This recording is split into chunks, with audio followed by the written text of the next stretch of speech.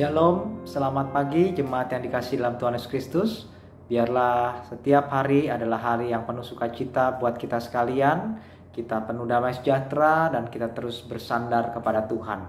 Mari sebelum kita menjalani aktivitas kita pada pagi hari ini, kita satu di dalam doa.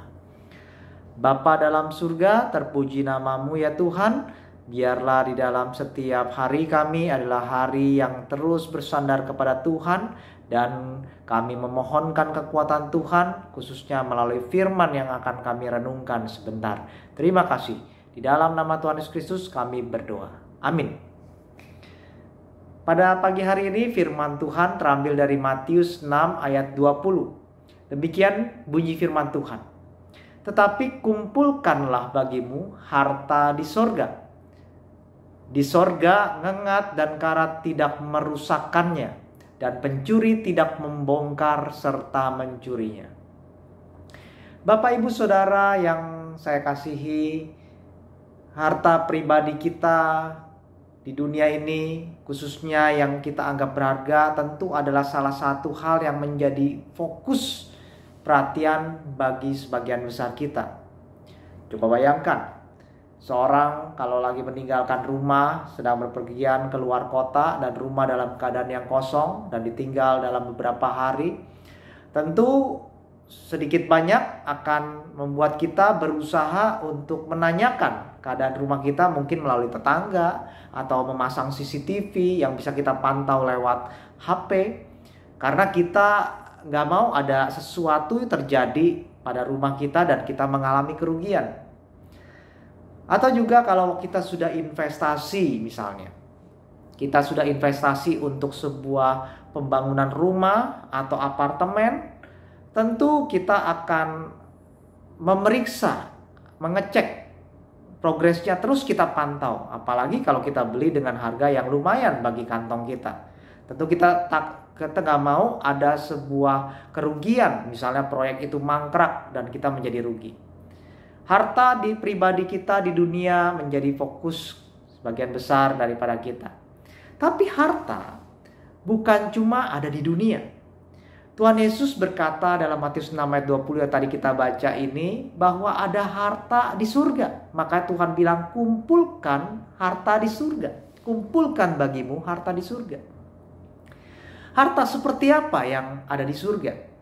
Yang pasti, kalau menurut bacaan dari firman Tuhan, harta itu tidak pernah rusak. Dan harta itu tidak bisa dicuri. Ngengat, karat tidak bisa merusaknya. Pencuri tidak bisa membongkarnya. Ini artinya harta itu adalah harta yang kekal. Bukan seperti materi di dunia yang bisa rusak. Uang bisa rusak, uang bisa turun nilainya. Harta di dunia paling lama kita miliki berapa lama sih? Paling seumur hidup kita, paling lama. Yang katanya firman Tuhan 70 atau 80 tahun kalau dia kuat. Segitu saja. Tapi harta di surga tidak terbatas oleh waktu. Harta yang kekal tidak terbatas oleh waktu. Dan pastinya yang namanya harta ini adalah sesuatu yang bernilai dan berharga. Dan ini adalah sesuatu yang akan berharga buat kita saat kita menjalani kehidupan setelah kematian. Jadi seperti apa harta ini? Sekali lagi, harta ini bukanlah sesuatu yang materi sifatnya, tetapi berkaitan dengan nilai-nilai spiritual yang kita kerjakan selama di dunia. Kita sedikit banyak dapat membayangkan hal-hal yang bernilai spiritual itu selama kita hidup di dunia. Misalnya, kita bisa merasakan adanya kasih, kita bisa merasakan adanya sukacita, damai sejahtera, pengharapan, dan lain-lain. Bapak Ibu, coba kita bayangkan nilai-nilai seperti itu. Jika kita telah merasakan kasih Kristus dan kita menaburkan kasih kepada sesama kita, menaburkan kasih kepada sekitar kita, dan akhirnya suasana penuh kasih sayang tercipta di sekitar kita, bukankah itu sebuah hal yang berharga? Dan kasih itu melampaui segala kondisi. Itulah harta. Atau kita bayangkan, kalau kita hidup tanpa beban dan tidak membiarkan kekhawatiran membelenggu kita, karena tahu Kristus selalu menguatkan kita. maka akan lahir sebuah sukacita di dalam hidup kita, bukan? Dan sukacita ini tidak bisa dibeli dengan uang. Dan orang dapat tetap bersukacita walaupun kondisi tidak baik. Ini berarti harta jenis ini atau harta spiritual ini, harta yang kekal ini harus jadi hal yang menjadi fokus kita juga. Mari Bapak Ibu, jangan cuma kita sibuk kumpulkan materi, tetapi tetaplah bangun hati kita yang penuh kasih, yang terus memancarkan belas kasih. Karena hati seperti ini akan membawa kebahagiaan bagi kita sekalian.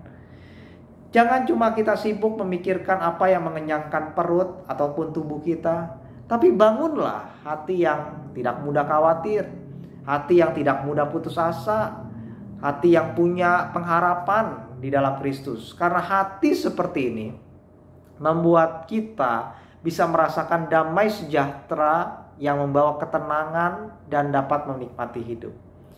Jadi mari kita arahkan hati kita serius memikirkan urusan kekekalan, Bapak Ibu Saudara. Kita lebih banyak berdoa, kita lebih banyak merenung di hadapan Tuhan, lebih banyak menyerahkan beban-beban kepada Tuhan, lebih banyak memberi, lebih banyak membagi kebahagiaan dengan orang lain, lebih banyak menolong yang lain. Maka kita akan merasakan harta-harta spiritual yang akan bertahan selama kekekalan. Mari kita berdoa. Bapa di dalam surga, terima kasih. Biarlah kami menjadi seorang yang bijak ketika kami juga boleh memikirkan, mengumpulkan harta yang ada di surga, yaitu nilai-nilai spiritual yang kami kerjakan selama kami hidup di dunia ini. Terima kasih. Berikan kami hikmat, berikan kami kekuatan dan penyertaan. Di dalam nama Tuhan Yesus Kristus kami berdoa. Amin.